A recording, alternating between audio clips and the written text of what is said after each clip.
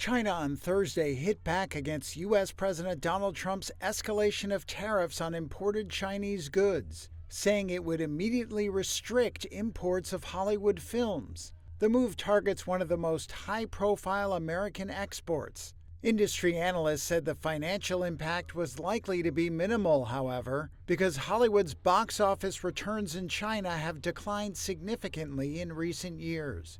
Also declining was the value of U.S. stocks on Thursday. The benchmark S&P 500 stock index fell 3.5%, a day after surging on Trump's suspension of tariffs for 90 days on several countries except China. During a cabinet meeting, Trump acknowledged the market volatility occurring as he tries to resolve the disputes. Again, there'll be a transition cost and transition problems, but in the end, it's going to be a beautiful thing. Trump also reiterated his desire to reach an agreement with the world's second-largest economy. What happens with China? We would love to be able to work a deal.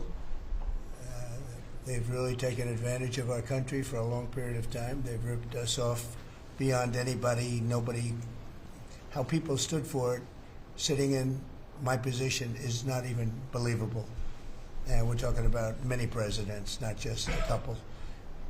But they did, and all we're doing is putting it back in shape. We're resetting the table, and I'm sure that we'll be able to get along very well. Meanwhile, companies with complex and diverse supply chains spanning multiple countries from China to Germany were already scrambling to work out how they would be affected by duties and grappling with possible price hikes to mitigate tariff risks. The 90-day reprieve has only added to the confusion. Some companies, including General Motors, have built up inventory in the U.S. to get ahead of tariffs. And Federal Reserve policymakers this week said they continued to view the tariffs as a blow to economic growth that also raised the risk of higher inflation.